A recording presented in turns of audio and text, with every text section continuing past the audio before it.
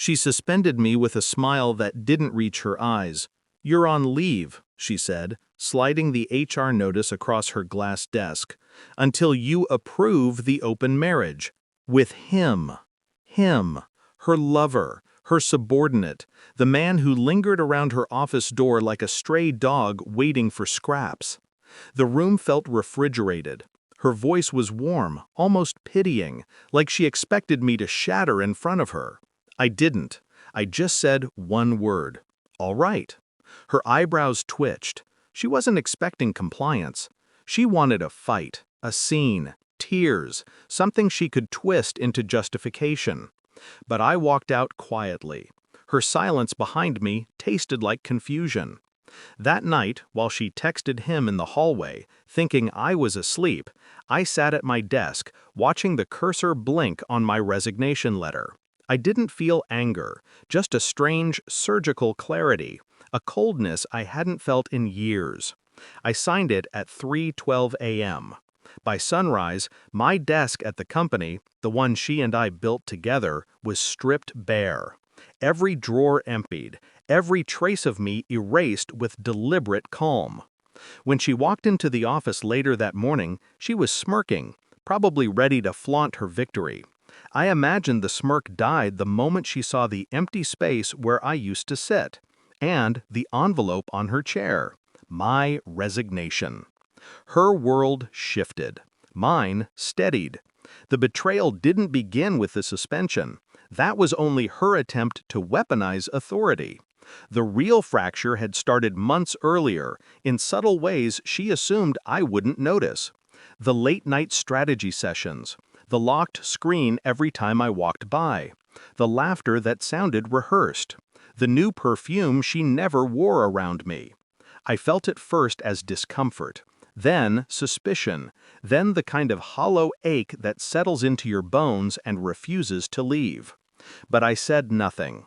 Silence is underrated. It reveals more than confrontation ever could. Her behavior grew bolder. She came home smelling like hotel air, fabricated neutrality meant to erase someone else's presence. She avoided my touch, but not his.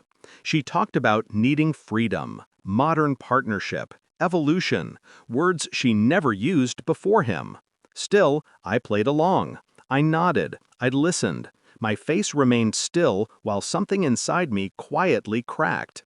The CEO mask fit her too tightly now.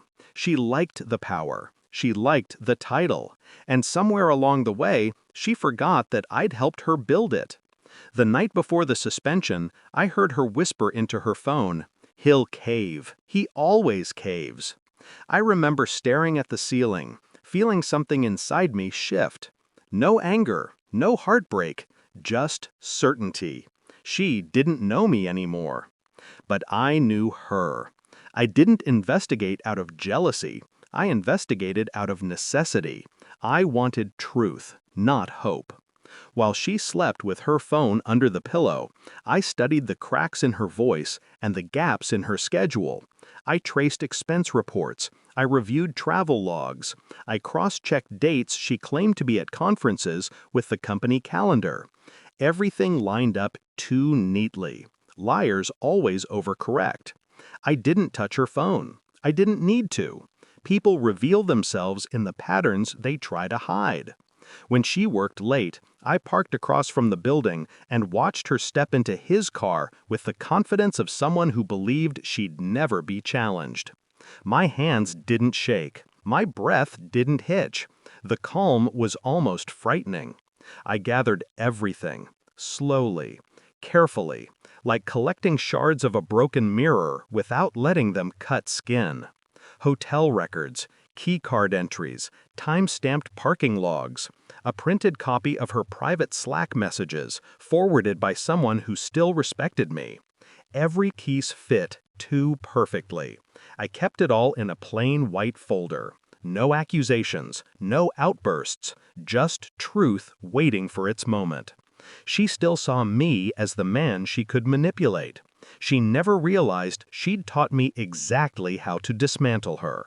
The morning after my resignation hit her desk, she came home early, breathless, trembling, spectacularly unprepared for the calm she found in me. She held up the resignation letter. "What is this?" I placed the white folder on the counter.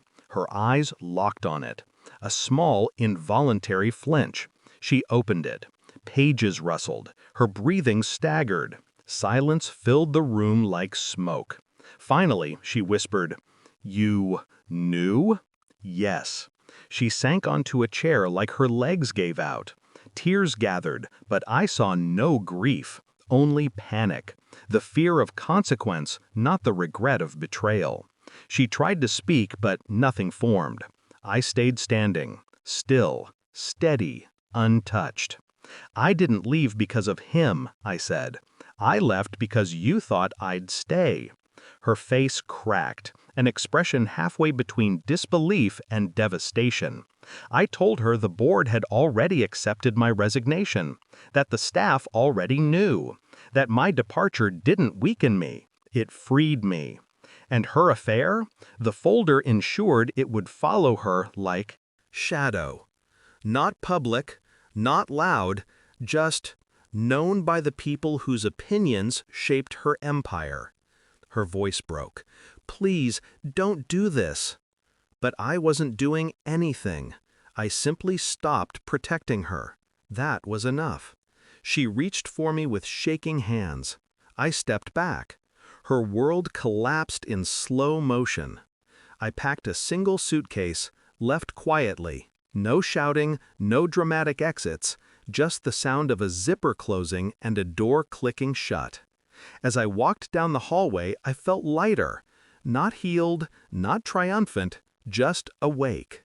She had expected me to break to keep her comfortable. Instead, I walked away and took the silence with me. At the elevator, I looked back once, not at her, at the life she assumed I'd beg to keep. I pressed the button, the doors slid shut, and I felt nothing. Absolutely nothing.